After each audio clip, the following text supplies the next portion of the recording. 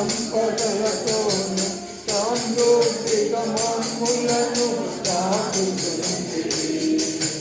సాంద్రోతిక మమ్ములను దాటుతుంది. కృపాక్షేమములను మాపై కృపాక్షేమములను మాపై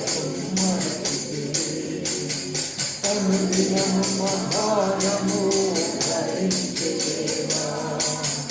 అనుదినములతో నింపుతున్నావు. అనుదినములతో నింపుతున్నావు. సర్వవేళ సంతృప్తి చేసినావు మాకియా. సర్వవేళ సంతృప్తి చేసినావు మాకియా. సకలంబును చేయుటకు శక్తినిచ్చితివి. సకలంబును చేయుటకు శక్తినిచ్చితివి. బలపరచము నిన్ను భక్తి పరులకుదేవా. బలపరచము నిన్ను భక్తి పరులకుదేవా. అనుదినము మహానము ధరించేవా.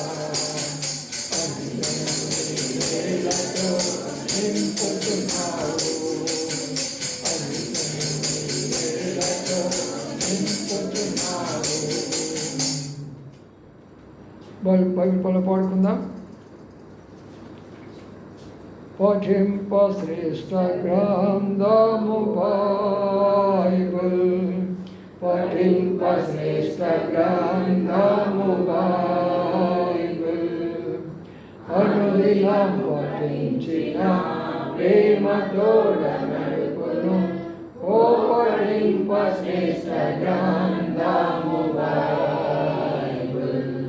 The best book to read is the Bible.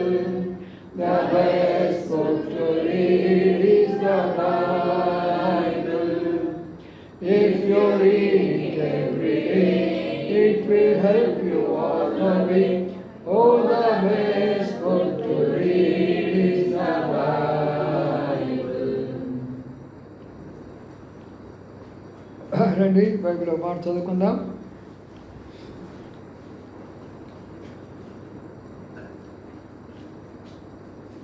ప్రసంగి పుస్తకం, అది కూడా మన వాగ్దానం సంబంధించింది. నేను ప్రసంగి పుస్తకంలో ఓ మాటను జ్ఞాపకం చేసుకుందాం.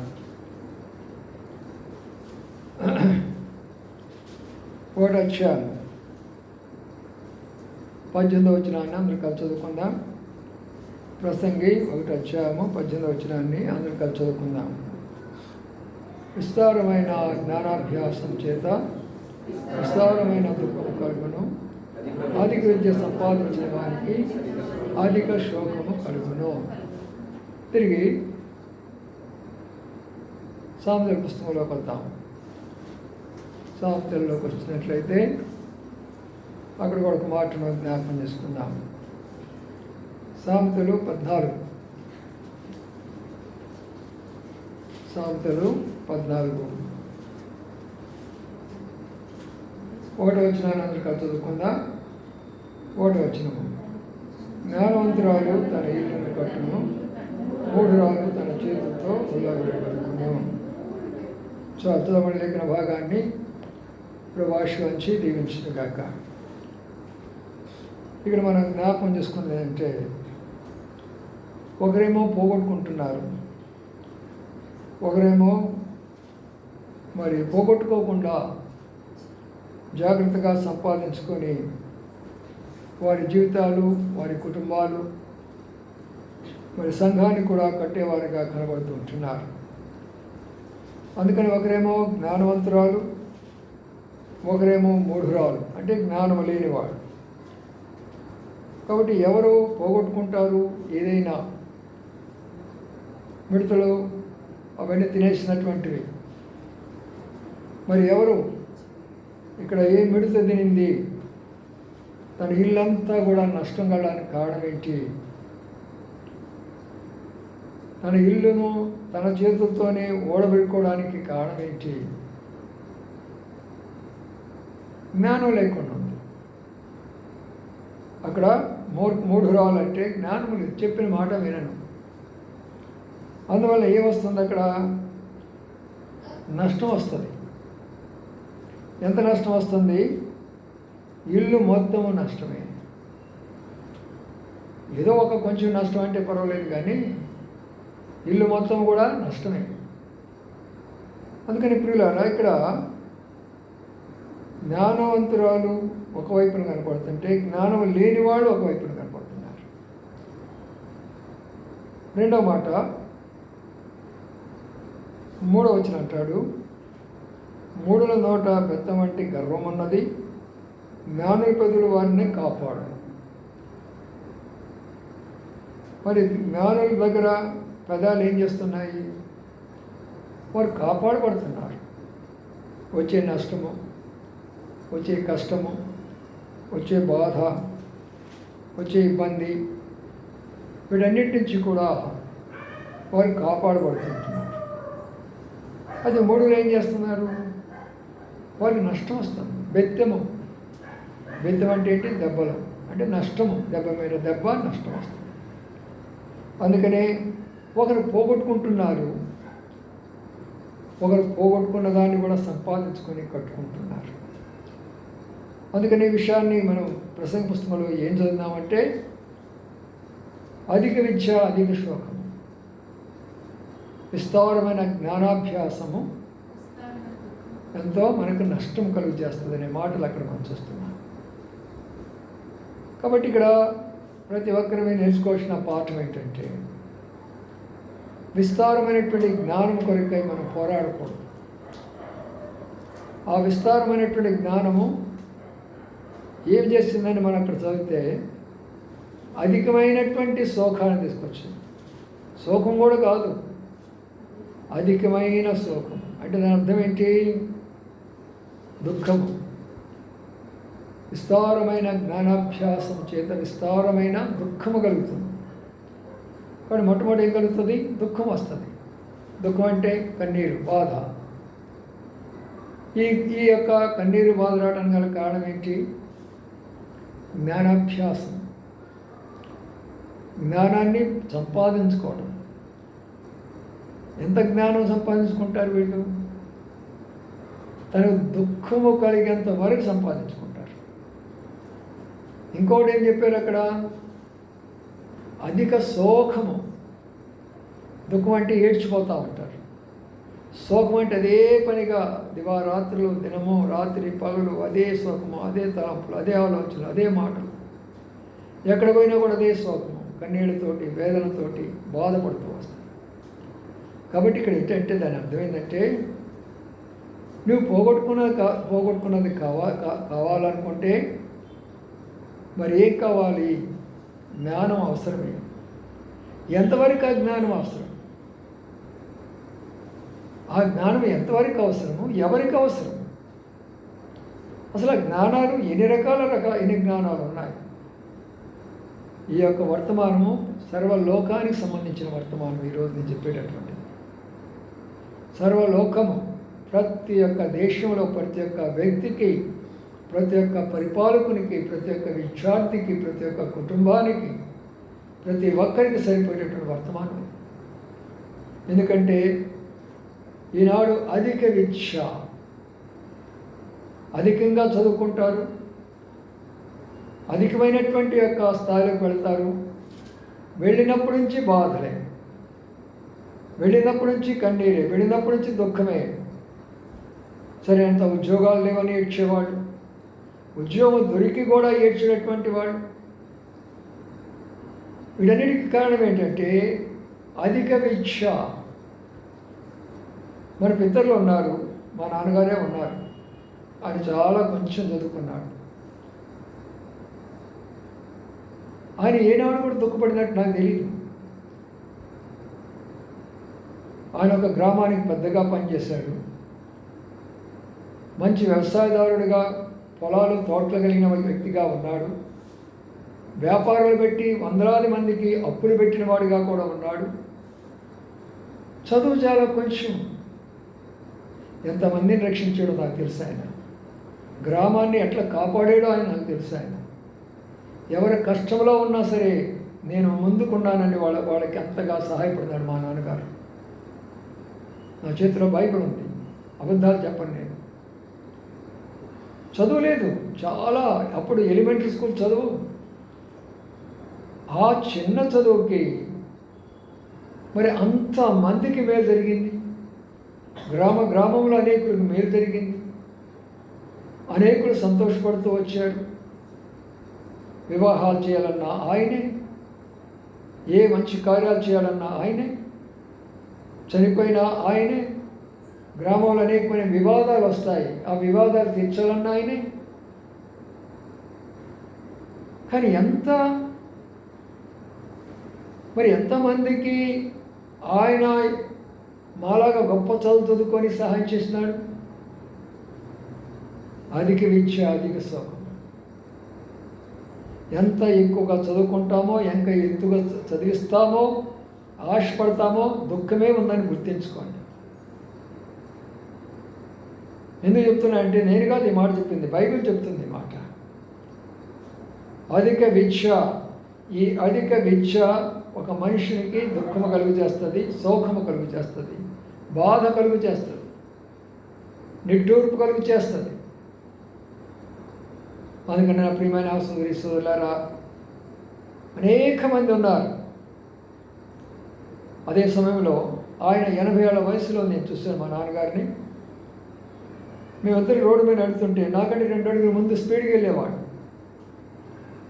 ఏనాడు బీపీ అని కానీ, షుగర్ అని కానీ, ఏనాడు నాకు ఫలానా వ్యాధి ఉందయ్యా నన్ను హాస్పిటల్కి తీసుకెళ్ళమని కానీ తెలియదు నాకు. దాదాపుగా నేను 30 ఏళ్ల వయసులో ఉన్నప్పుడు ఆయన ఈ లోకయాత్ర ముగించాడు. 30 ఏళ్ల యొక్క నా జీవితంలో ఆ యొక్క స్థితిని నేను చూడగా, కానీ ఎంత చదువుకున్నానో, ఎంత ఎక్కువగా చదువుకున్నానో, ఎంత ఎక్కువగా ఉద్యోగాలు చేశానో, ఎంత ఎక్కువగా ప్రయాసపడుతున్నానో, నాకు అధికమైన దుఃఖమే నా జీవితంలో, అధికమైన శోకమే నా జీవితంలో. అయితే కేవలము ప్రభువును బట్టి, ప్రభు నాతో ఉన్నదాన్ని బట్టి ఆ ధైర్యంతో, ఆ విశ్వాసంతో ముందుకు వెళుతున్నాను. కానీ లేకపోతే ఈ జ్ఞానము, విద్యాభ్యాసం అంతా కూడా మనకు నష్టపరుస్తుంది. అందుకని ప్రభు అంటాడు చూడండి, కొన్ని రాష్ట్ర పత్రికలు అంటాడు, 1 అధ్యాయము 19 ఇందు విషయమై జ్ఞానుల జ్ఞానమును నాశనం చేతును, వివేకుల వివేకమును శూన్యపడుతున్నాయని రాయబడి ఉన్నది. జ్ఞానుల యొక్క జ్ఞానాన్ని దేవుడు ఏం చేస్తాడంట? నాశనం చేస్తాడు. ఎందుకు నాశనం చేసేది? ఎందుకు? మంచిగా మనం చదువుకుంటే దేవుడికి కోపమా? మంచి ఉద్యోగాలు ఉంటే దేవుడికి కోపమా? చూసారా, దానియేలు ఉన్నాడు, యవనస్తుడు, కొంతవరకే చదువుకున్నాడు. దేవుడు ఆయనకు ఒక వరం ఇచ్చాడు, స్వప్నాలు చెప్పే వరం, వాటి భావం చెప్పే వరం ఇచ్చాడు. ప్రధానమంత్రి అయి కూర్చున్నాడు.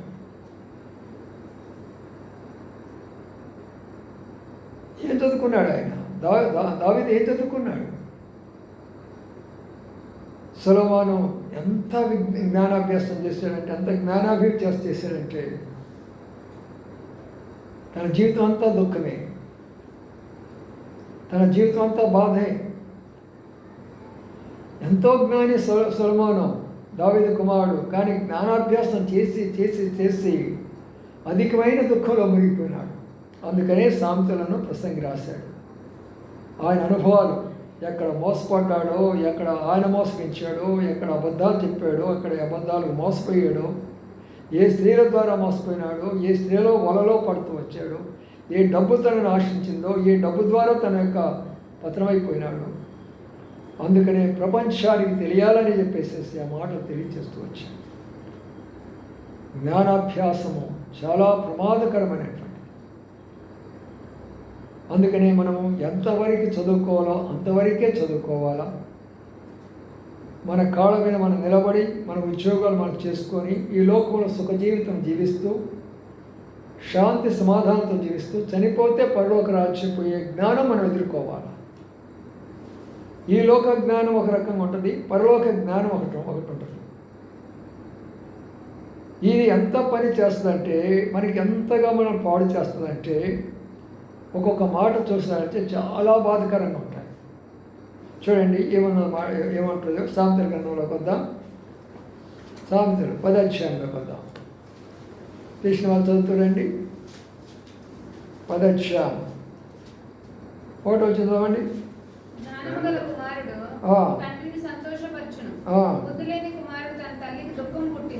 ఏమమ్మా మొట్టమొదటి చూడండి ఏమందో, జ్ఞానం గల కుమార్తెలు ఏం చేస్తారు? తండ్రికి మేము చదువుకున్నామన్నారు. ఎంతమంది తల్లిదండ్రులు నాడు దుఃఖంలో ఉన్నారు, ఎంత బాధకరమైన పరిస్థితులు కూడా వెళుతుంటున్నారు. మేము చదువుకున్నాము, అమెరికాలో ఉన్నాము, మేము చదువుకున్నాము, ఇంగ్లాండ్లో ఉన్నాము. వాళ్ళ అమ్మ నాన్న వాళ్ళు ఎక్కడున్నారు? ఆర్ఫనేజ్లో, అనాథశాలలు. ఇదే నా చదువు అంటే. దీనికైనా ప్రభు మనకు చదవమని చెప్పింది. ఒకసారి ఆలోచన చేసుకోవాలి మనం ఈ విషయాలు. అందుకనే ప్రియమైన సోదరుడా, ఈ జ్ఞానం అనేది ఎంత భయంకరం అంటే అంతగా దుఃఖం కలిగిస్తుంది. ఎంత దుఃఖము కలిగించింది అని మనం ఇక్కడ గమనిస్తూ వచ్చాము. ఎటువంటి యొక్క స్థాయిలోకి వెళ్ళిపోయిందో మనం గమనిస్తూ వచ్చాము. ఇక్కడ ఏమన్నాడంట? జ్ఞానం గల కుమారుడు తండ్రిని. ఇప్పుడు తల్లిదండ్రులు ఎంతమంది అయితే బాధపడుతున్నారు, వాళ్ళకి జ్ఞానం ఉన్నట్టేనా?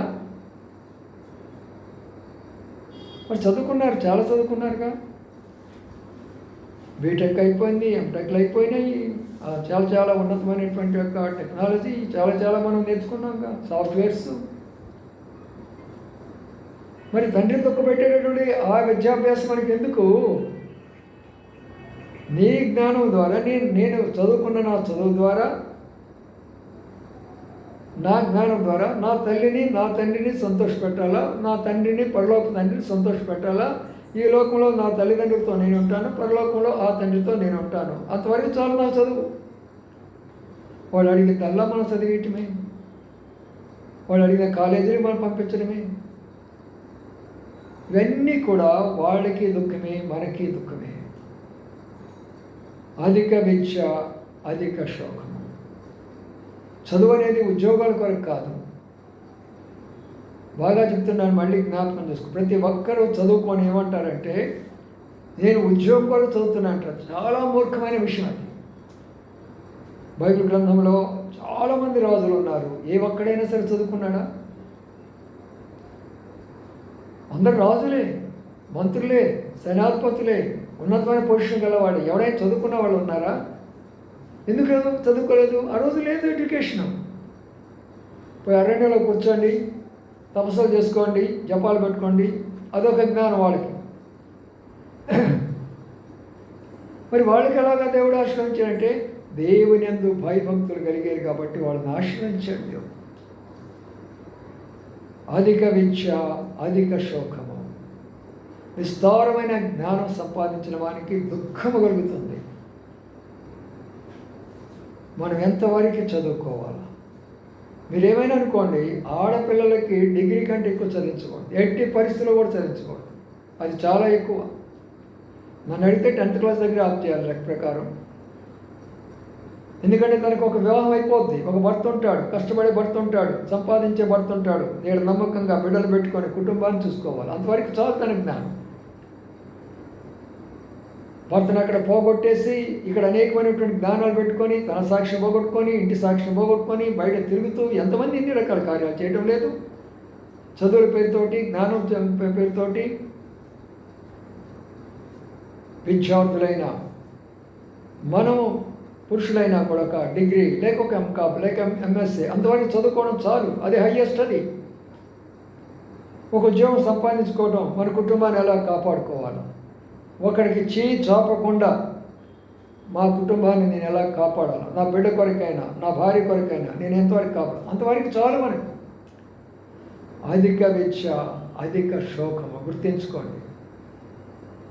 ఎందుకు ఈ విషయాలు చెప్పానంటే, ఈనాడు ప్రపంచంలో వచ్చిన టెక్నాలజీ ప్రతి కుటుంబాన్ని నాశనం చేస్తున్నది.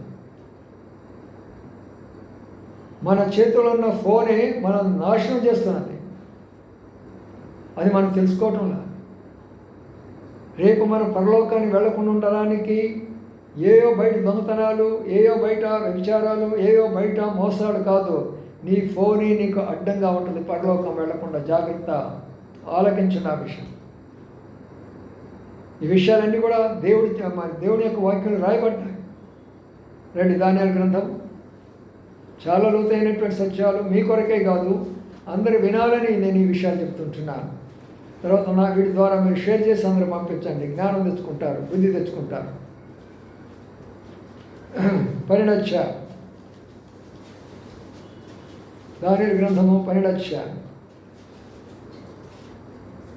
అక్కడ ఉన్న మాట మనం చదువుకుందాం. దానియేలు గ్రంథము 12వ అధ్యాయం ఉన్న మాట.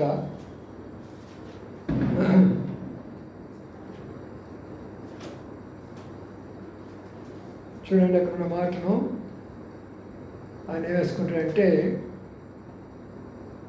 నువ్వు అధికంగా తిరిగినందువల్ల నువ్వు జ్ఞానం ఎక్కువ చేసుకునే మాట ఉంటుంది. చూడండి, చిన్న అక్షరం అక్కడ కనబడటం లేదు.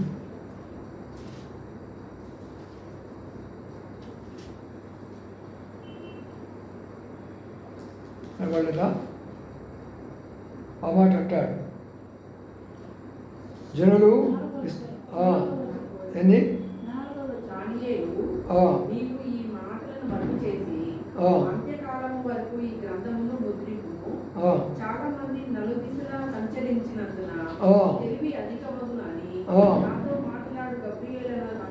అది చూసారా?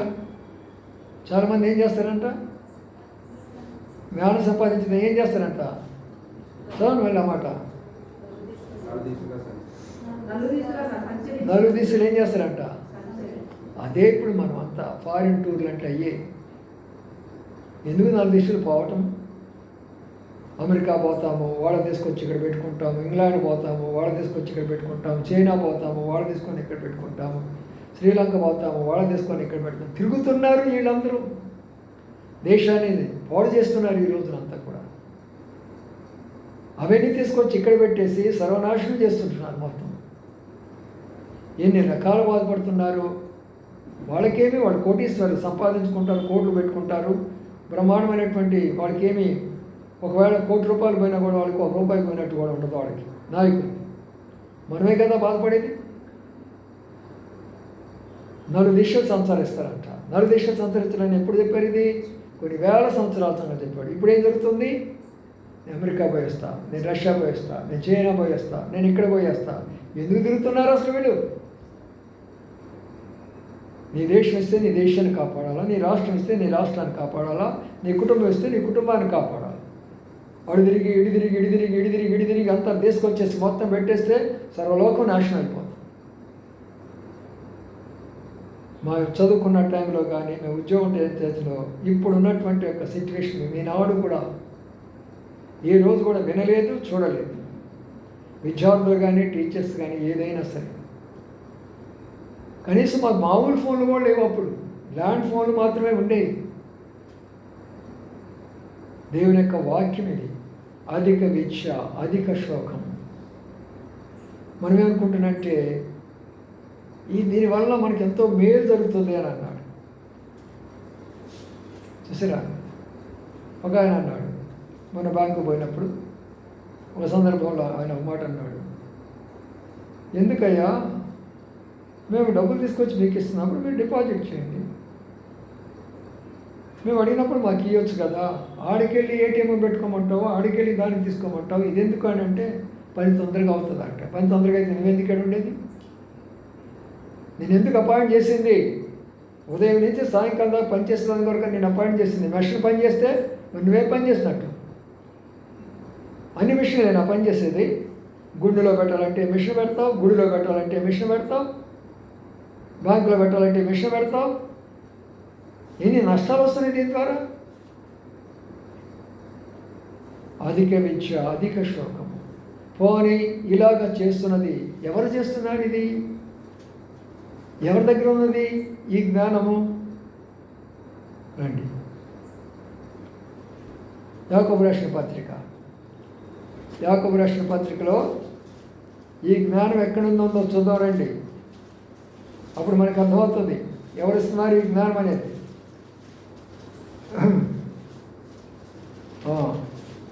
3వ అధ్యాయం 15 చూద్దామండి.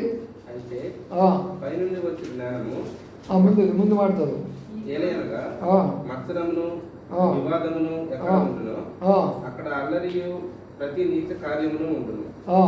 ఇది భూ సంబంధమైన జ్ఞానం. భూ సంబంధమైనటువంటి జ్ఞానం ఎవడు? భూమిని పరిపాలిస్తున్న ఈరోజు శైతానుడు. వాడి జ్ఞానం ఎంత జ్ఞానం అయిపోయింది? ఎన్ని అవినీతి కార్యాలు జరుగుతున్నాయి, ఎన్ని వివాదాలు జరుగుతున్నాయి, ఎంతమంది కొట్టుకుంటున్నారు, ఎంతమంది తిట్టుకుంటున్నారు, ఎంతమంది ఎన్ని రకాలుగా భయంకరమైన పనులు చేసుకుంటున్నారు. ఎంత భయంకరమైన విషయం ఈ జ్ఞానం. కాబట్టి ప్రియమైన సోదరులారా, ఒక్కొక్క మాట అర్థం చేసుకోండి. బైబిల్లో ఉన్నాయి, నేను చెప్పే మాటలు కాదు అన్నీ కూడా. ఇది భూ సంబంధమైనటువంటి జ్ఞానము. వివాదము, మత్సరము, చెడు కార్యాలు, నీతి కార్యాలు, అవినీతి కార్యాలు అన్నీ కూడా అక్కడ ఉంటాయి. భూమిని పరిపాలించేవాడు శైతానుడు. పైనుండొచ్చుగా జ్ఞానం అనగా పర సంబంధమైన జ్ఞానము, దేవుడు పరిపాలించే జ్ఞానం అది వేరేగా ఉంటుంది. ఈ రోజున అనేక కుటుంబాలు నాశనం అవడానికి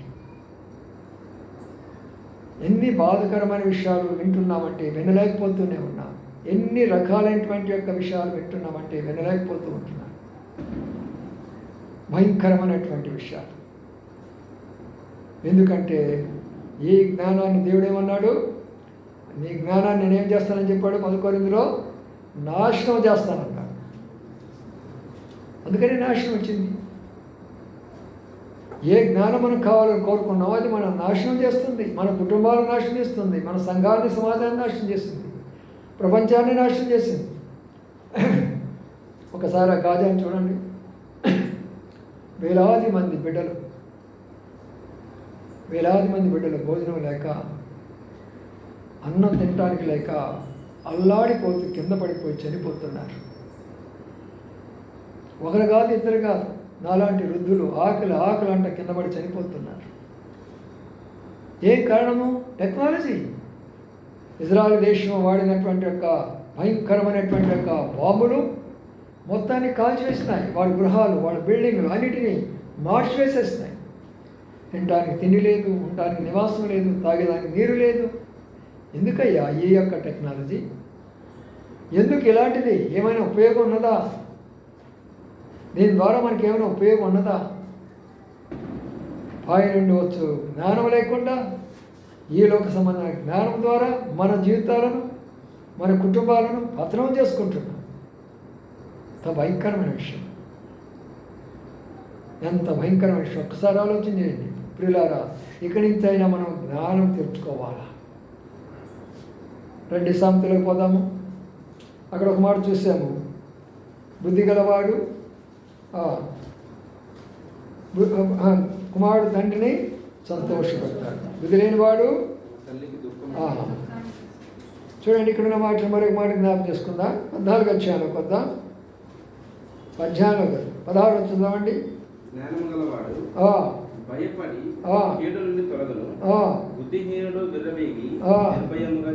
అర్థం చేసుకోండి. ఇప్పటికైనా ఒక్కొక్క మాటే, ఇది మనుషులు రాసిన మాట అయితే ఇంత లోతుగా ఉండదు. పరిశుద్ధాత్మ దేవుడు రాసిన మాట కాబట్టి ఇంత లోతుగా ప్రపంచాన్ని చూపిస్తుంది ఒక్కొక్క వచనం. అందుకే నాకు ఆశ్చర్యమైపోతుంది.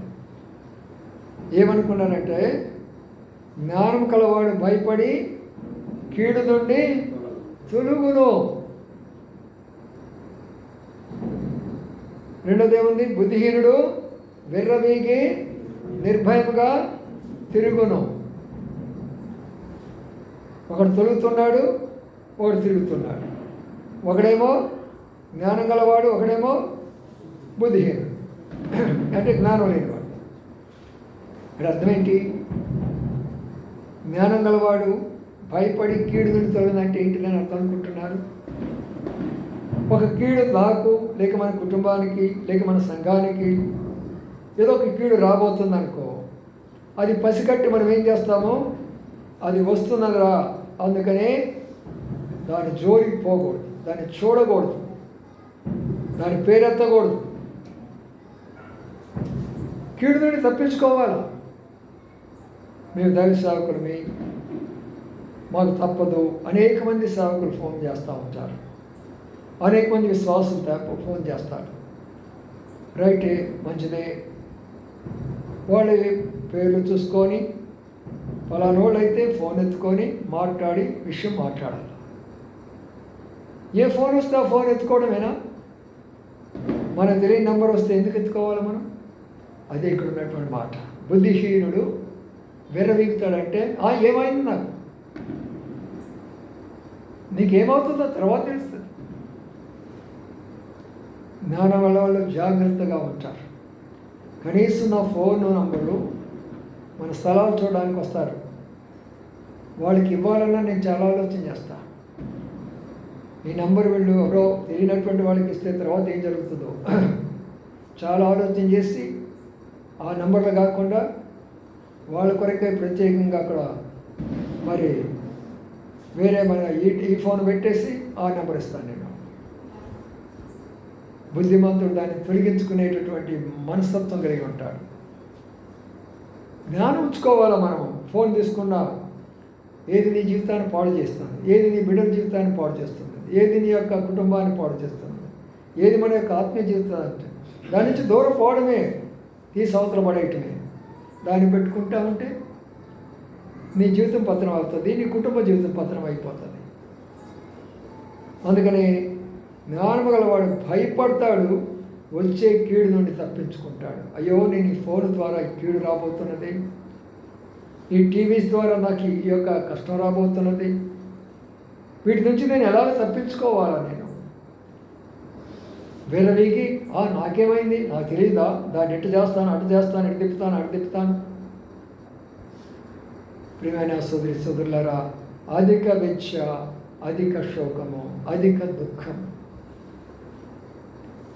రెండు 1 కొరింథీ రాసిన పత్రికలో వెళ్తాం. మళ్ళీ ఒక మాట 3 కొరింథీ చాలా ప్రాముఖ్యమైన విషయాలు చెప్తున్నాను, అర్థం చేసుకోండి. అందరూ జాగ్రత్త పడండి. ప్రవచన సమయాన్ని చూడండి. 1:20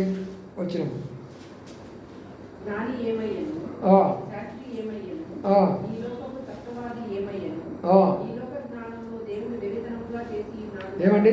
ఈ లోక జ్ఞానం ఏమంట? వెర్రోళ్ళు అయిపోయినారు మొత్తం. ఒకసారి సోషల్ మీడియా చూడండి, మీకు అర్థమైపోతుంది. ఎవడింటిలో ఏమి తయారు చేస్తాడో జనాలకు చూడాలా, ఎవడ భార్యని ఎవడు కొట్టుకుంటున్నాడో జవాన్ చూడాలా, ఎవరి పిల్లలు వాళ్ళు కొట్టుకుంటున్నారో ప్రజలందరూ చూడాలా, ఏ వంట తయారు చేస్తుందో అందరు జనాలు చూడాలా, వాళ్ళు కుక్కకేం పెడుతుందో నక్కకేం పెడుతుందో జనాలు చూడాలి. అక్కడికి వాళ్ళు ఏం డ్రెస్ వేసుకున్నారో డ్రెస్ వేసుకోలేదు. ఆఖరి ఎంత దౌర్భాగ్యం అంటే వెళ్ళి బాత్రూంలో స్నానాలు చేసుకున్నంత దౌర్భాగ్యంలోకి వెళ్ళిపోయింది ఈనాడు. అంత బాధకరమైనటువంటిది. అందుకనే మనం వాటిని చూసామంటే పరలోక రాజ్యం పోగొట్టుకుంటాం. పరిశుద్ధత లేకుండా ప్రభువుని మనం చూడలేము. మన జీవితాలను పాడు చేస్తున్నాయి, మన దృష్టిని పాడు చేస్తున్నాయి, మన కళ్ళను పాడు చేస్తున్నాయి. అలాంటి వాటన్నిటినీ కూడా నేనేం చేస్తాను తెలుసా? అక్కడ కింద కొన్ని ఆప్షన్స్ వస్తూ ఉంటాయి. నాట్ ఇంట్రెస్టెడ్ అనే ఒకటి, బ్లాక్ అనేటటువంటిది ఒకటి, రిపోర్ట్ అనేది ఒకటి. ఎవరికి ఏది ఇవ్వాలో అది చేసి పెట్టేస్తాను నేను. బ్లాక్ చేయాలంటే బ్లాక్ చేసి పడేస్తాను, రిపోర్ట్ చేయాలంటే రిపోర్ట్ చేస్తాను. ఇలాంటి వాళ్ళని కానీ పెట్టామంటే సమాజం పాడైపోద్దని వాళ్ళకి రిపోర్ట్ చేసేస్తాను. జ్ఞానవంతులుగా మనం ఉండకపోతే మన జీవితాలను పాడు చేస్తుంటే ఎంతవరకు మనం సహించుకోవాలి? అందుకనే దేవుడు ఏమన్నాడంటే, ఏమన్నాడు అక్కడ? జ్ఞానాన్ని దేవుడు వెర్రితనం చేశాడు. వెర్రివాళ్ళమైపోయినాము. ఎంత వెర్రివాళ్ళైపోతున్నారంటే, భర్త ఇంట్లోకి వచ్చినప్పుడు కనీసం భార్య భర్త వచ్చాడన్నంత విధి లేకుండా ఫోన్ చూసుకుంటానే కూర్చుంటుంది. భర్త ఆఫీస్కి వెళుతున్నాడంటే ఆ విషయం లేకుండా ఫోన్ చూస్తూనే కూర్చుంటుంది. ఇంత వెర్రివాళ్ళు అయిపోతున్నారా? రోడ్డు మీద పోతూ నిన్న మీరెవరు బ్రదర్స్ నాకు అందుబాటులో లేరు. మీడియేటర్స్ వచ్చారు నన్ను తీసుకెళ్ళడానికి. ఎంత స్పీడ్గా తీసుకెళ్తున్నాడంటే, ఎంత గతుకుల్లో తీసుకెళ్తున్నాడంటే తట్టుకోలేకపోయినా నాకు. అంతేకాదు, అది నడిపిస్తూనే ఉన్నాడు, ఫోన్ పక్కన పెట్టుకున్నాడు, మాట్లాడుతూనే ఉన్నాడు. నా గుండెలో గడగడగడగడగలాడిపోతున్నా. ఎందుకంటే చాలా అపాయం తప్పించుకున్నాను కూడా లెక్క ప్రకారం చెప్పాలనుకుంటే. తను మాట్లాడుకుంటాడు, ఇటు తిప్పుతాడు, అటు తిప్పుతాడు, ఎవడొచ్చి కొడతాడు మనకు తెలియదు కదా. భక్సింగ్ గారు మాకు ఒక పాఠం చెప్పాడు. ఎక్కడైనా సరే దైవ సేవకులు ఎక్కడ ఉంటాడో వాళ్ళ దగ్గరికి శైతాను చాలా స్పీడ్గా వస్తాడు, గుర్తించుకో అన్నాడు. విశ్వాసుల దగ్గరికి రాడు అంత త్వరగా. మీ దగ్గరికి వస్తాడు విశ్వాసులు, మా దగ్గరికి ఇంకా స్పీడ్గా వస్తాడు. ఎందుకంటే మీకు వచ్చే నష్టం కొంచెం అయితే నా ద్వారా వచ్చే నష్టము చాలా నష్టం. అందుకని భక్సింగ్ గారు చెప్పాడు ఈ మాట, దైవ సేవకులారా మీరు ఎక్కడికి వెళుతున్నా కూడా అక్కడ లేని శైతాను కూడా మిమ్మల్ని వెంబడిస్తాడని చెప్పాడు. ఇది వాస్తవంగా జరిగింది.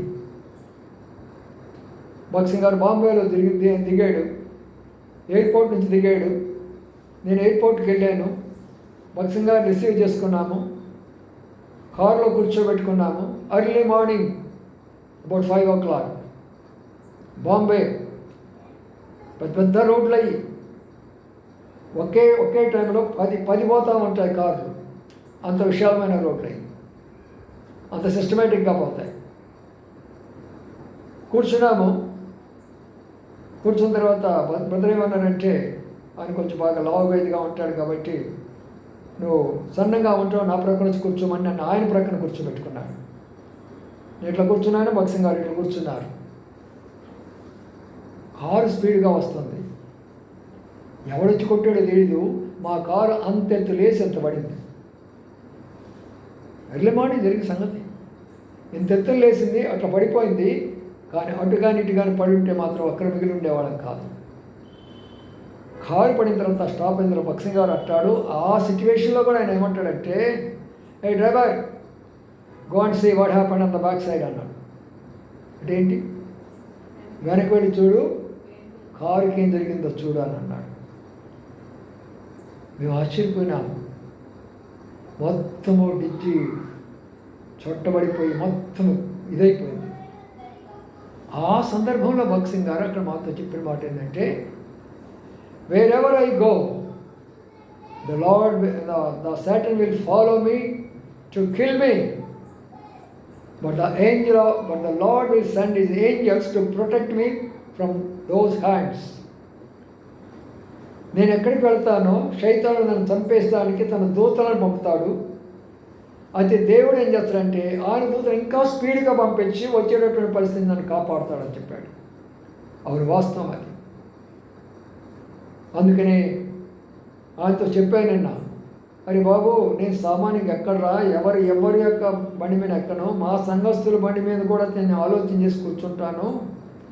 పాస్టర్ గారు ఏంది వాడు తాగుపోతాడు బండి మీద పోతున్నాడు, పాస్టర్ గారు ఏంది వాడితో డ్రింకింగ్ కూడా దాని మీద పోతాడు అంటాడు, పాస్టర్ గారు ఏంది ఆడితో తిరుగుతున్నాడు అని నాకు పరుగు పోతుందిరా బాబు. నేను ఎవరి బండిలో ఎక్కను. మా సంఘస్థులైతే నేను వాళ్ళ దగ్గర కూడా కొంతమంది దగ్గరే ఉంటాను. నీవు ఈ రకంగా ఈ రకంగా పెట్టుకొని ఇంత స్పీడ్గా మాట్లాడుతూ ఈ రకంగా పోతే నా పరిస్థితి ఏంట్రా అన్నట్టుగానే కొంత దూరం పోతే ఆ స్కూటర్ ఆగిపోయింది. స్టార్ట్ కావాలా, ఎంతసేపో కొడుతున్నాడు, స్టార్ట్ కావాలా. అదే రోడ్డు మీద కానీ ఆగిపోయిన అడిగితే పరలోకి పోయి ఉండేవాళ్ళకి. బయటకు వచ్చి ఆగింది అది. అప్పుడు ఆయనతో ఉన్న ఇంకొక ఆయన చెప్తున్నాడు, నా బండి స్టార్ట్ కావటం లేదు కానీ ఆ బండి ఎక్కయ్యా అని అన్నాడు. వాడు ఇంకా ఎక్కువడు, ప్రభా ఎట్టో కట్ట ఈ బండి మీద కూర్చున్నాను ప్రభా, ఇదే స్టార్ట్ చేయమంటే కొట్టిన తర్వాత చాలా సేపు ఆ కింద కొడతారు కాలుతోటి, నొక్కిన తర్వాత చిన్నగా స్టార్ట్ అయిపోయింది. అయ్యా చాలు ఇంటికి నన్ను నడిపించండి చాలు. మీరు నమ్మండి, ఒళ్ళంతా హోనం అయిపోయింది నాకు. రాత్రి 4 గంటల దాకా నిద్రలేదు నాకు. రాత్రి పడుకునేటప్పటికి 4 నిద్రలేదు నాకు అసలు. పోనీ తెల్లారి కొంచెం 2 గంటలు నిద్రపోయి లేసేమంటే వెంటనే మన ప్రిసి దగ్గర నుంచి ఒక ఫోన్ కాల్ వచ్చాయి. అర్పణ దగ్గర నుంచి ఒక ఫోన్ కాల్. అట్లా జరిగింది, ఇట్లా జరిగింది, అట్లా జరిగిందంటే అసలు ఇంకా తలనొప్పి ఎక్కువైపోయింది నాకు. అధిక విద్య, అధిక శోకము. అదే నేను మీ అందరూ కూడా చెప్పేది ఏంటంటే అవసరమైనటువంటి నంబర్లు మాత్రమే మీరు పెట్టుకోండి. అవసరం లేని నంబర్లు మనకొద్దు. చాలాసార్లు మనం పొరపాటు చేసేది ఏంటంటే ఏది మీకు అవసరమో ఆ నంబర్లు మాత్రం ఉంచుకోండి, ఏది అవసరం లేదో ఆ నంబర్ తీసి అవసరం పడేయండి. దానివల్ల మీకు నష్టం వస్తుంది తర్వాత. ఇప్పుడు ఒక విషయం చెప్పాలనుకుంటే అమ్మాయి మరి మీకు చాలామందికి అందరికి వచ్చింది ఆ విషయము.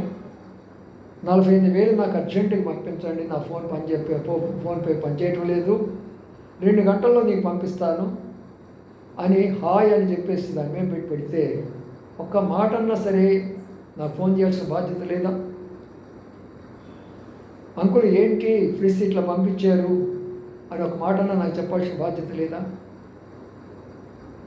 అలాగే అసలు పంపించదా ప్రైజ్ లాడ్ లేకుండా మన బిడ్డలు కానీ మనం కానీ ప్రైజ్ లాడ్ లేకుండా హాయిలు పోయాలని మనం పెడతామా? వాళ్ళే కాదు, అమ్మాయికి ఎంతమంది తెలుసున్నారో డాక్టర్స్ వాళ్ళ స్టాఫ్ నాకు ఫోన్ చేశారు. ఆ అమ్మాయికి తెలిసిన వాళ్ళు ఎక్కడెక్కడెక్కడో నాకు ఫోన్ చేశారు. ఏంటి బ్రదరు మీ అమ్మాయి మాకు డబ్బులు పంపించమంటారు, మీ అమ్మాయి మాకు డబ్బులు పంపించమన్నారు, ఏంటి అసలు ఏం జరుగుతుంది అని అన్నారు. నేను పిచ్చోడైపోయినా. అధిక విద్య, అధిక శోకం అయిపోయింది. ఎందుకు ఈ ఫోన్ ఫేలు? చేతులు లేవా? వెళ్ళేదానికి కాళ్ళు లేవా? ఏమింత ముందున్నంత ఫోన్ ఫేల్ చేసే బ్రతికారా? నేను ఇన్ని సంవత్సరాలు నా దగ్గర ఎంత పెద్ద ఫోన్ ఉన్నప్పుడు కూడా ఫోన్ పే అనే పేరే లేదు నా దగ్గర. అంతకన్నా ప్రాముఖ్యం తెలుసా? ఇండియాలో మొట్టమొదట ఏటీఎం వచ్చింది ఎక్కడంటే నాగ్పూర్లో వచ్చింది. ఆ general manager, state bank general manager మా ఇంటిలో ఉండేటట్టు వచ్చి, మా ఇంటికి వచ్చి అతిథిగా వచ్చి, ఎందుకంటే వాళ్ళ అబ్బాయి నా స్టూడెంట్, మా ఇంటి దగ్గర టీ కాఫీలు తాగి ఇండియాలో మొట్టమొదటి ఏపీకి ఏటీఎం వచ్చినప్పుడు నన్ను తీసుకెళ్ళి నిలబెట్టి మొత్తం సిస్టమేట్ మొత్తం చూపించాడు. అప్పటి నుంచి ఇప్పటి వరకు కూడా నాకు మొట్టమొదటి ఈనాడు వరకు కూడా ఏటీఎం అంటేనే నాకు తెలియదు, అవసరం లేదు నాకు. అధిక విద్య, అధిక శోకం, అధిక టెక్నాలజీ, అధిక శోకం, అధిక దుఃఖము. మేలు కాదు కానీ కీడు ఎక్కువ ఉంటుంది అందులో. అందుకని ప్రభు ఏమన్నాడు? మరొక మాట జ్ఞాపకం చేసుకుందాం.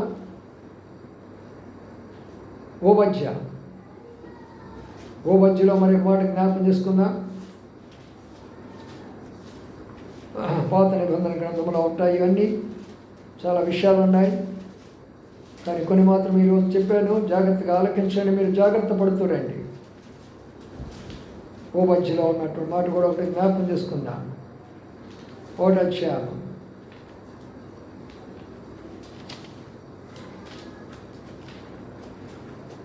చూడండి, అక్కడ ఏముందో చూద్దాం.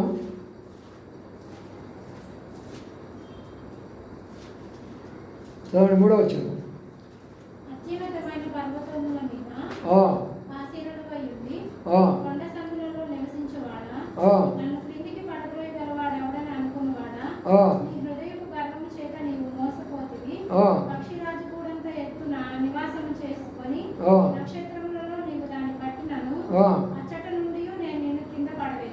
చూడండి, ఏంట ఎక్కడ కట్టాలనుకుంటున్నా అంటే ఈరోజు జ్ఞానము నక్షత్రాల్లో కట్టాలంటాడంట, చంద్రుడి దగ్గర పోవాలంట, అక్కడ నివాసాలు చేయాలంట, ఇక్కడి నుంచి అమెరికాకి ఎట్లా పోయొచ్చామో అట్లా చంద్రుడి దగ్గర నుంచి భూమిలోకి పోవాలంట. మానవుడు మతి తప్పినటువంటి మూర్ఖుడైపోయినాడు, పిచ్చోడైపోయాడు, మెంటలోడైపోయినాడు.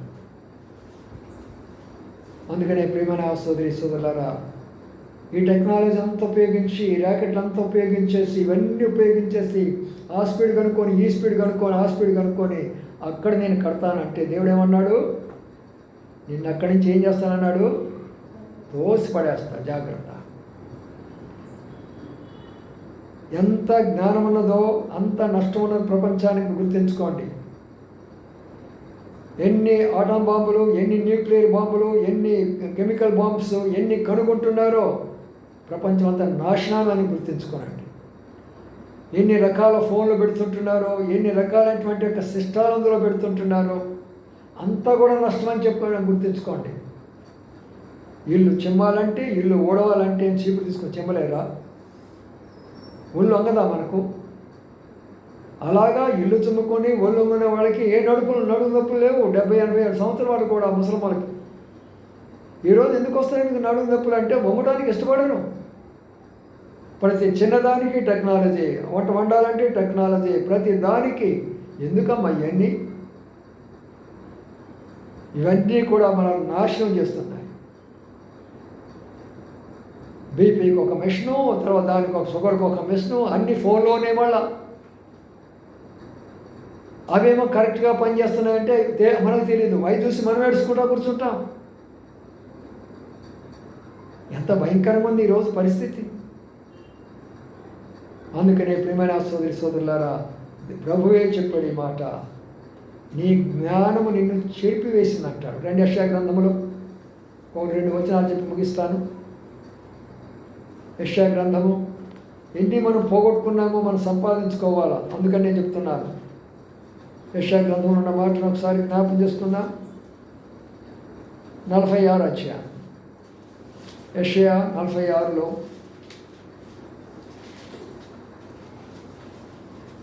అక్కడ ఒక మాట మనం జ్ఞాపకం చేసుకుంటే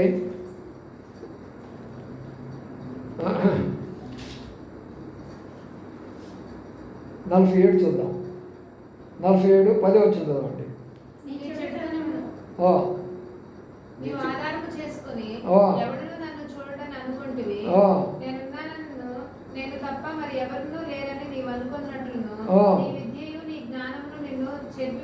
చూసారా ఏమండి?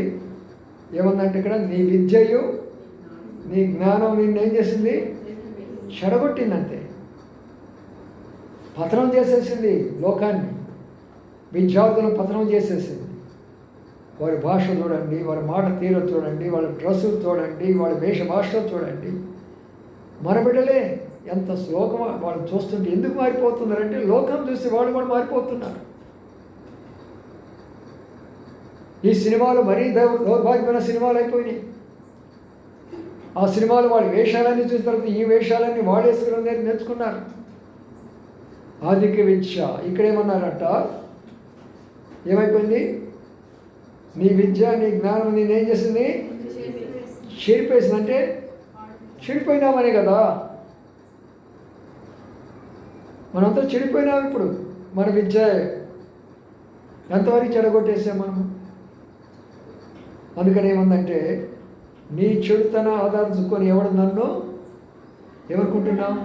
నీ ఫోన్లో మాట్లాడుతున్నాను ఎవరికి తెలియదులే. భార్యలు తెలియకుండా భర్తలు అందరు అనేక మంది స్త్రీలతో ఫోన్లతో మాట్లాడుతూ ఉంటారు, చాటింగ్లు చేస్తూ ఉంటారు. యవనస్తులైనటువంటి వీళ్ళు అమ్మాయిలతోటి రాత్రిపూట చాటింగ్లు చేస్తూ ఉంటారు. బైబిల్ ఉందా లేదా మాట?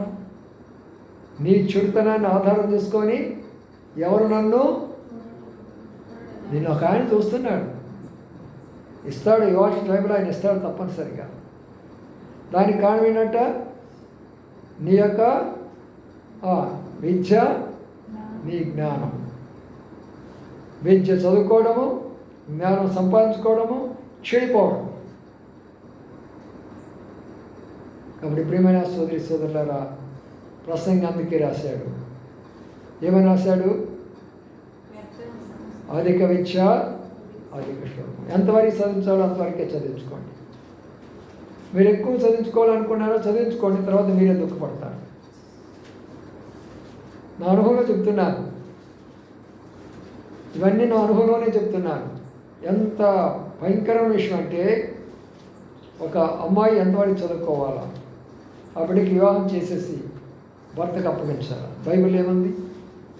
రండి, ఇక్కడ ఉన్న మాట మీకు అది కూడా తెలియజేస్తాను. తీతు రాసిన పత్రిక.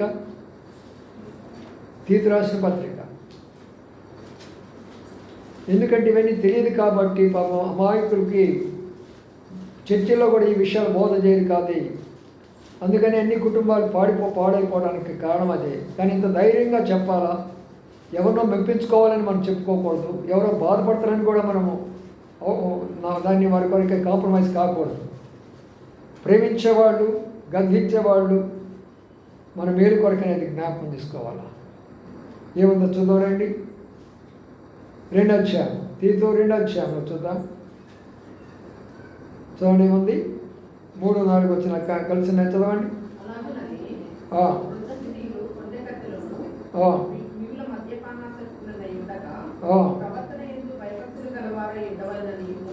దేవుని వాక్యం దూషింపబడకున్నట్లు స్త్రీలు తమ భర్తలకు లోబడి ఉండి తమ భర్తలను శిశులను ప్రేమించువారును, స్వస్థ బుద్ధి గల వారును, పవిత్రులను, ఇంట్లో నుండి పని చేసుకుని వారును, మంచి వారునై ఉండవలెనని బుద్ధి చెబుతూ. ఈ మాట అర్థం చేసుకోండి అమ్మా. యవన స్త్రీలు తమ భర్తలకు లోబడి ఉండి తమ భర్తలను శిశువులను ప్రేమించువారును, స్వస్థ బుద్ధి గలవారును, పవిత్రులను, ఇంట ఉండి పని చేసుకుని వారును. ఆఫీసులో పోయి కాదు. కోపాలు వస్తే జనాలకి మాటలు వినాలంటే కష్టమే. ఆఫీసులో పోయి కాదు చేయాలి. ఇంట నుండి పని చేసుకునే పని ఇచ్చాడు స్త్రీలకి. అది ఈనాడు ఏమైపోయినారు, ప్రపంచమే అయిపోయింది. అసలు రాజ్యాలు ఎలాగైపోయినవి మొత్తము. నేను ఆ పార్లమెంటులో 2-3 స్త్రీలు మాట్లాడేటప్పుడు ఆశ్చర్యపడుతూ వచ్చాను నేను. ఎందుకంటే ఈ రోజులంతా ప్రపంచంతా స్త్రీల చేతిలోకి వెళ్ళిపోయింది. ఎందుకంటే స్త్రీల చేతిలోకి పురుషులు వెళ్ళిపోతారు, పురుషుల చేతిలోకి స్త్రీలు వెళ్ళరు. ఎప్పుడైనా గుర్తుంచుకోండి. ఆదాము ఎవరి చేతిలోకి వెళ్ళాడు చెప్పండి? అవ్వ చేతిలోకి పోయినాడు. అవునా కాదా? అవునా కాదా? అబ్రహాము ఎవరి చేతిలోకి వెళ్ళాడు? శారా చేతిలోకి వెళ్ళాడు కదా. దావీదు బెత్షెబా చేతిలోకి వెళ్ళలేదా? సొలొమోను, ఇలాగ ఎంతమందిని గురించి చెప్పుకుంటాం మనం. అందుకనే ప్రతి నాయకుడి దగ్గర అమ్మాయి కూర్చోవలసిందే, ప్రతి జర్నలిస్ట్కి అమ్మాయి కావాల్సిందే. నాలాంటి ముసలోడు కూడా కుర్రమ్మాయిని ఈ జడలని పెట్టుకొని ఆయా అమ్మాయి హీ అని నవ్వుకుంటూ ఉంటాడు. ఎంత దౌర్భాగ్యమైన విషయం. వాడి పెద్దోడే ఏం చెప్పాలా? నేను తండ్రి లాంటి వాడు, నీకు ఏమిటి ఈ వేషం ఏంటి, ఈ డ్రెస్ ఏంటి, సరేనా నువ్వు వెళ్ళి చీర కట్టుకొని చక్కగా తీసుకుని రా, నీకు కావాల్సినటువంటి నేను చెప్తాను అనొద్దు. వాళ్ళని చూసుకొని నవ్వుతూ ఉంటాడు వీడు. ఎందుకు చెప్తున్నానంటే మనము జాగ్రత్తగా ఉంటాం. మనం జాగ్రత్తలు అయితే మనం భ్రష్టులు అయిపోతాం, మన బిడ్డలు భ్రష్టులు అయిపోతారు. ఏ ఫోన్ నంబర్లు నీకు మరీ ఇంపార్టెంటో అవి ఉంచుకోండి. ఏ మీకు అనవసరం తీసి అవతల పడేసేయండి. ఆ సర్వీసు, ఈ సర్వీసు, ఈ మినిస్ట్రీ అవన్నీ పెట్టుకోవద్దు, అవసరం లేదు. ఫోన్ చేస్తే అక్కడ ప్రార్థన చేయండి, అక్కడ పెట్టేసేసుకోండి. ఎందుకు మళ్ళీ గుంపులుగా పెట్టుకోవటం? నువ్వు గుంపులుగా పెట్టుకుంటే ఇతరులకి ఎంత నష్టం వస్తుందో చూడు. ఇప్పుడు ప్రస్తుతం కొంతమందిని గుంపుగా పెట్టుకుంది. ఇప్పుడు ఆ అమ్మాయికి వచ్చిన మెసేజ్ అందరికీ వెళ్ళిపోయిందిగా. ఆ గుంపు పెట్టుకోకపోతే అంతమందికి నష్టం వచ్చేది కాదుగా. అవసరం ఉంటే ఫోన్ చేయండి, ఫోన్లో ప్రార్థన చేయండి, ఆఫ్ చేసేసేయండి అంతే. అది నీకు మేలు, వాళ్ళకు కూడా మేలు. అది చాలా ప్రముఖమైన విషయం. చాలామంది ఏం చేస్తారు, మనకు టచ్ లేకపోయినా, మన సంఘస్థులు కాకపోయినా, ఇక్కడి నుంచి బయటకు వెళ్ళిపోయినా, రకరకాల కారణాలతో తిరుగుతున్నా వాళ్ళతో టచ్ పెట్టుకొని మాట్లాడుతూ ఉంటారు. అది నీ యొక్క ఆత్మ జీవితానికి నష్టము. వాడు తప్పు చేసి బయటకు వెళ్ళినప్పుడు వాడితో మనకు సంబంధం ఏంటి? నాకు లేని సంబంధం మీకేం వస్తుంది అక్కడ? నా ద్వారా ప్రతి ఒక్క వ్యక్తి ఒకరికొకరు సంబంధం అనేది ఉంటుంది సంఘంలో. వాళ్ళు నీ విశ్వాసాన్ని చెడగొట్టారు. అంటే కొంతమంది చూడండి, ఎంతమంది చెడిపోయినారు చూడండి. మన సంఘంలోనే పెళ్లి చేసుకుంటారు, ఆ పెళ్లిలో నానా రకాలైనటువంటి యొక్క అన్యాచారాలు పెడతారు. నేను వద్దంటాను, బయటికి వెళ్తుంది, స్నేహితురాలు ఫోన్ చేస్తుంది, అంకుల్ అదొద్దన్నాడు, ఇదొద్దన్నాడు అని ఆ అమ్మాయికి ఎక్కిస్తూ ఉంటుంది. ఎవరికి వస్తుంది నష్టం? నాకా? మీకేగా నష్టం వచ్చేది? ఎవరైతే సంఘం నుంచి బయటికి వెళ్ళిపోయినారో వాళ్ళ నెంబర్ పెట్టుకోగాకండి. వాళ్ళు ఎవరైనా కావచ్చు. సంఘ ఏదైనా విషయం మాట్లాడాలంటే నాతో మాట్లాడండి. వ్యక్తిగతమైన విషయాలు ఉంటే వాళ్ళతో మాట్లాడుకోవాలా. గుంపులుగా పెట్టుకుంటే ఈరోజు ఏం జరిగిందో అదే జరుగుతుంది అందరికీ. ఇప్పుడు అమ్మాయి పేరుతోటి లక్షల ఇచ్చేసారు జనాలు.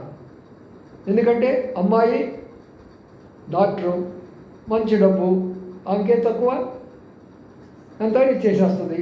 ఇచ్చేసేసేది వెంటనే ప్రేమ గల వాళ్ళలాగా అందరూ ఇచ్చేసుకుంటూ వచ్చారు కొంతమంది. మన సంఘస్థులో కొంతమంది, బయట వాళ్ళు కూడా కొంతమంది. తండ్రినైనా నాకు తెలియాలి కదా ఈ విషయాలన్నీ. నేను పంపించినటువంటిది వేరే వాళ్ళు ఎవరు పంపిస్తారు? బిడ్డకి ఏదైనా బాగులేదన్నా, ఏదైనా అవసరం కావాలన్నా, అర్పణ కానీ ఏదైనా ఉన్నా వాళ్ళు ఫోన్ చేసినా, వాళ్ళు మెసేజ్ పెట్టినా నాకు మీరు కాంటాక్ట్ కావాలా. అది కరెక్ట్ అయిన విధానం. అంకుల్ అర్పణ ఇలా అని ఫోన్ చేశాడు, లేక ప్రిస్కిలా ఇలా అని నాకు మెసేజ్ పెట్టింది, ఏం చేయమంటారు అంకుల్ అని నాకు ఫోన్ చేస్తే అప్పుడు కరెక్ట్ ఏందో నేను చెప్తానుగా. డైరెక్ట్గా మీరే కాంటాక్ట్ అవుతే వాళ్ళకి నష్టమో మీకు నష్టం అయిపోతాయి. ఎందుకని? ఆ కాంటాక్ట్ పెట్టే జ్ఞానం ఉంది కాబట్టి మీకు. ఇప్పుడు నాకుంది, నాకు చేత కాదు. ఇంత ఎంకామ్ చదువుకున్నాను, ఎంఫిల్ చదువుకున్నాను, బీఈడీ చదువుకున్నాను, 8 కాలేజీలో గెస్ట్ లెక్చర్గా పనిచేసేసాను, ఒక ప్రిన్సిపల్గా పనిచేశాను, రాష్ట్రపతి అవార్డు పొందాను. నాకు ఆ ఫోన్లో నాకు ఏది తెలియదు. అప్పుడప్పుడు షామ్ వచ్చినప్పుడు నేను అడుగుతూ ఉంటాను, అరే బాబు దీనికి ఎట్ట చేయాలి కొంచెం చెప్పరా అని అడుగుతూ ఉంటాను నేను అప్పుడప్పుడు. ఎందుకు? నాకు అవసరం లేదు అవన్నీ. ఆ టెక్నాలజీ నాకెందుకు? నా జీవితాన్ని పాడు చేసేయి, నా కుటుంబాన్ని పాడు చేసేయి. మనకు అవసరం లేదు అవన్నీ కూడా. అందుకనే మనం ఇక మీదట జ్ఞానం తెచ్చుకోనండి. అనవసరమైన వాటి అన్నిటిని తీసివేయండి. ఎందుకు వాట్సాప్లో మనకు ఏముంది అసలు? వాట్సాప్లో నేనైనా అది ఎప్పుడో చెప్పాను ఆంటీకి, ఫోన్లు తీసేస్తే అవతల పడేయాలని మాకు ఎప్పుడో ఉంది. కానీ ఈ మెసేజ్లు పోవాలా, 10 మందికి తెలియాలా, ఆ మెసేజ్ కొరకే పెట్టాను. ఇది ఆ మెసేజ్లో ఉంటాయి. ఆ ఫోన్తో కనీసం నేను ఫోన్ కూడా చేయను. అదిగో ఆ పాత ఫోను ఇవన్నీ యూట్యూబ్లు అన్నీ తీసి పడేస్తేనే దానిలో కేవలం నేను ఫోన్ మాత్రమే చేసుకుంటాను. ఇది మాత్రం కేవలం నేను మెసేజ్ చేసేసి బయటకు పంపిస్తూ ఉంటాను. ఎందుకు మనకి ఇవన్నీ అవసరమా? మనం ఏమనుకుంటామంటే ఇందువల్ల ఏం నష్టం లేదు అనుకుంటాం. తర్వాత చాలా నష్టం వస్తుంది ప్రియులారా. ఆఖరికి ఒక్క మాట చదువుకొని ప్రార్థన చేసుకుందాం రండి. అక్కడ ఉన్న మాటలు 3 కొరింథీయుల రాసిన పత్రిక 1 అధ్యాయం 3 కొరింథీయుల రాసిన పత్రిక 1 అధ్యాయం 22 వచనం అందరు కలిసి చదువుకుందాం. 22 వచనం అందరు కలిసి చదువుకుందాం. యూదులు సూచక్రియలు చేయమని అడుగుతున్నారు, గ్రీసు దేశస్తులు జ్ఞానం ఎదుగుతున్నారు. అయితే మేము సిలువేయబడిన క్రీస్తును అది మనం చేయాల్సింది. దేవుని బిడ్డలంగా ఏం చేయాలా? ఒకరేం చేస్తున్నారంట? యూదులు ఏమడుగుతారంట? సూచక్రియలు. అదే వాళ్ళు ఇజ్రాయెల్ దేశం ఉంది. ఇప్పుడు వాళ్ళంతా దౌర్భాగ్యులు అంటే, అరే శత్రువుని ప్రేమించరా అంటే శత్రువు మొత్తాన్ని చంపేస్తున్నారు వాళ్ళు.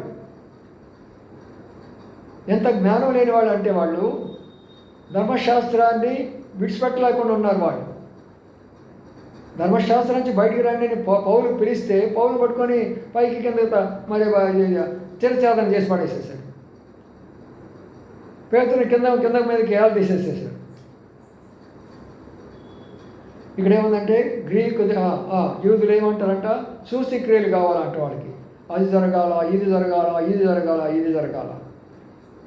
ఆ గ్రీకు దేశస్తులు అంటే ఎవరు? వీళ్ళు అన్యులు. వాళ్ళే టెక్నాలజీ అంతా, వాళ్ళే ఫోన్లు, వాళ్ళే సమస్తమైనటువంటివి. ఇప్పుడు మనం చూస్తే సమస్తమైనటువంటి దానిలో ప్రతిదీ వాళ్ళే చేస్తుంటున్నారు. వాళ్ళే మొట్టమొదట టాల్స్టాయ్ కానీ అరిస్టాటిల్ కానీ మరి రకరకాల పేర్లు గల వాళ్ళు ఉన్నారు. వాళ్ళకి కావాల్సింది ఏంటంటే జ్ఞానం, జ్ఞానం, జ్ఞానం, జ్ఞానం, జ్ఞానం. ప్రపంచాన్ని నాశనం చేశారు. రకరకాల క్యాలెండర్, రకరకాల పుస్తకాలు, అన్నిటి ద్వారా ఈనాడు ప్రపంచం అంతా నాశనం అవడానికి కారణం అదే. జ్ఞానము, జ్ఞానము, జ్ఞానము, జ్ఞానం. చూసారా ప్రియులారా? అయితే దేవుని నమ్ముకున్న బిడ్డలు ఏం చేయాలంటే అక్కడ 3వది ఏముంది? మేమైతే యేసుక్రీస్తు ప్రభుని ప్రకటిస్తున్నాం. మనం ఏం చేయాలంటే ఆ ఫోన్ మన దగ్గర ఉన్నది కాబట్టి ఈ ఫోన్లో దేవుని వాక్యాన్ని నేను ప్రకటించాలా, దేవుని వాక్యానికి విరుద్ధంగా మాట్లాడే వాళ్ళకి నేను జవాబు ఇవ్వాలా, తప్పుడు బోధకులకి, తప్పుడు ప్రచారకులకి, తప్పుడు పాస్టర్లకి సరైనటువంటి వర్తమానం ఇవ్వాలా. ఆ విధానంలో మనం దాన్ని ఉపయోగించాలి. కానీ మన జీవితాలను పతనం చేసుకోవడము, మన కుటుంబాలు పతనం చేసుకోవడము,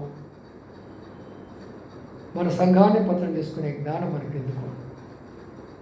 అందుకని ఇవన్నీ మనం పోగొట్టుకుంటున్నాం. మనం చదువుకున్న మాట ఒకటి ఉన్నది, జ్ఞానవంతురాలు తన ఇంటిని కట్టుకుంటుంది. కానీ ప్రభువుని జ్ఞానం అడుగుతాం.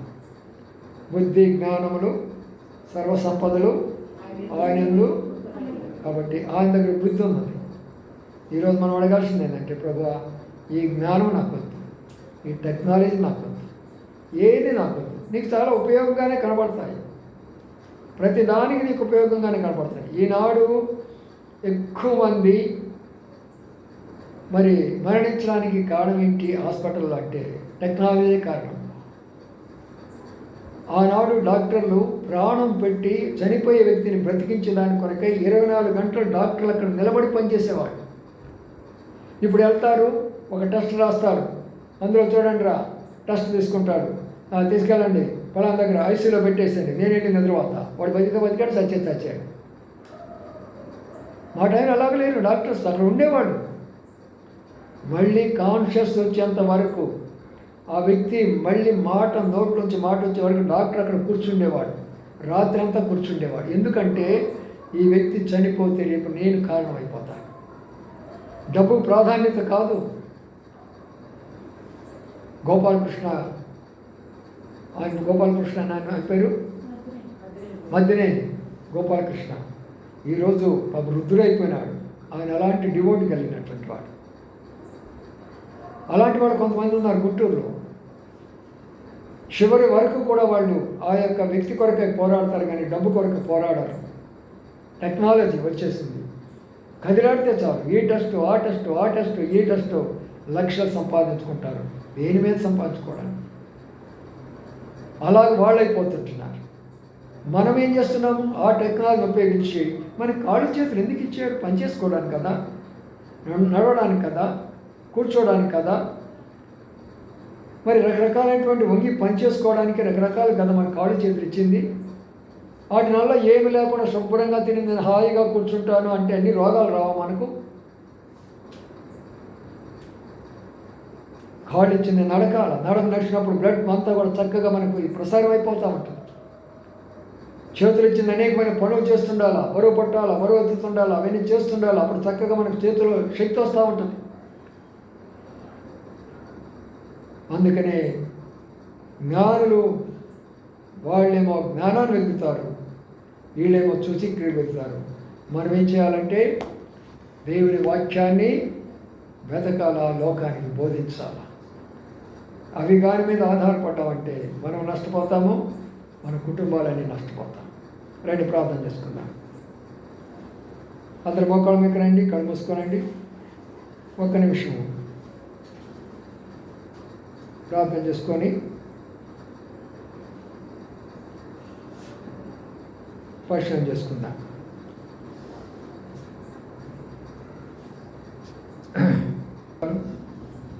దయాళు మా తండ్రి, జింగళ మా దేవ, నమ్మకాన్ని మా ప్రభా, జ్ఞానవంతులుగా మేము ఉండాలని మాట్లాడుతూ వచ్చారు. అధిక విద్య అధిక శ్లోకమని మాట్లాడుతూ వచ్చారు. అంతేకాదు ప్రభా, మా తండ్రి మా ప్రభా, దుఃఖమని కూడా చెప్తూ వచ్చారు.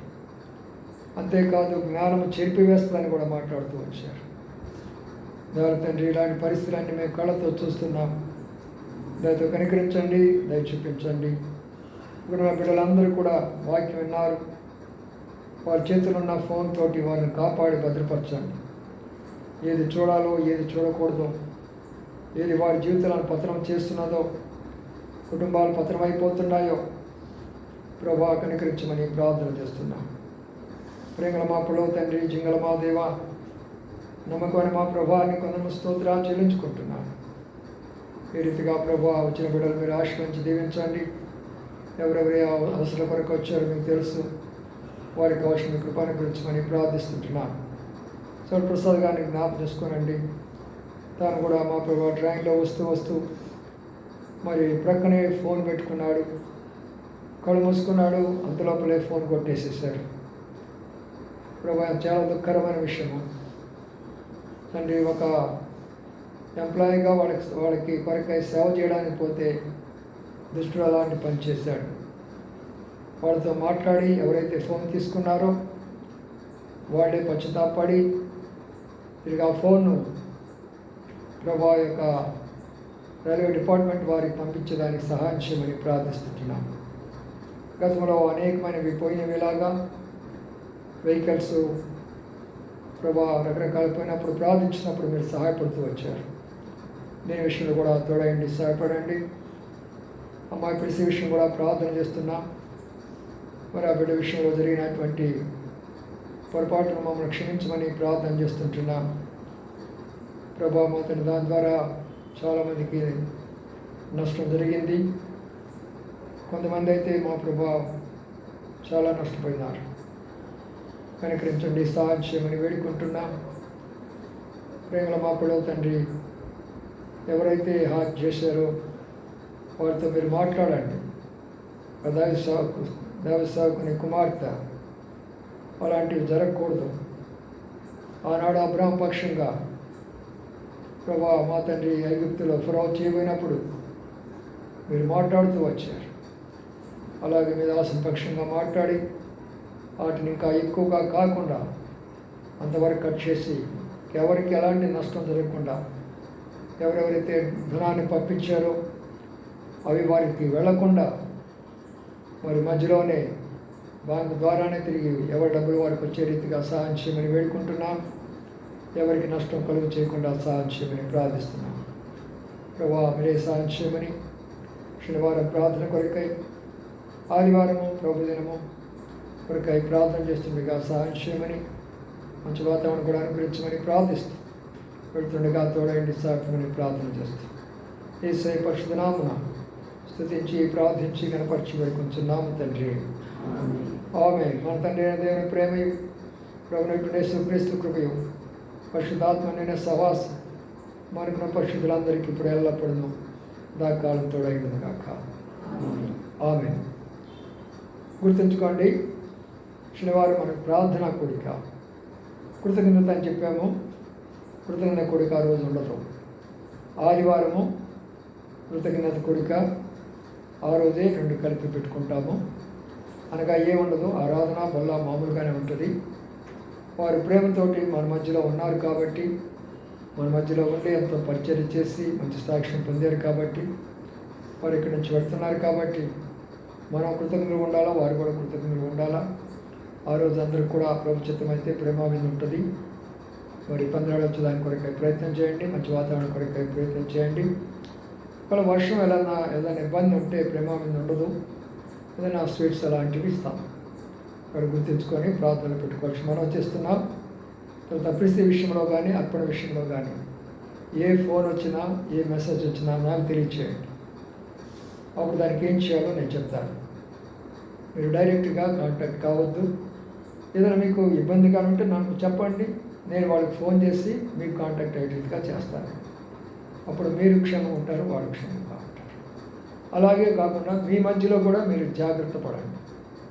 ఏంటంటే ఏదో ఒక సిస్టర్ డబ్బులు పంపించమని డబ్బులు పంపించడము, పంపించిన తర్వాత మళ్ళీ మాకు రాలేదంటాము, ఇట్లా నష్టపోయామనుకుంటాం. అవన్నీ జరిగించకండి. మీరు డైరెక్ట్గా వెళ్ళి ఒకరికొకరు సహాయం చేసుకోండి, చేతికి ఇచ్చేసుకోండి, వచ్చేసేయండి. అవి మనకి అంత మేలు చేస్తాయి. Praise lord.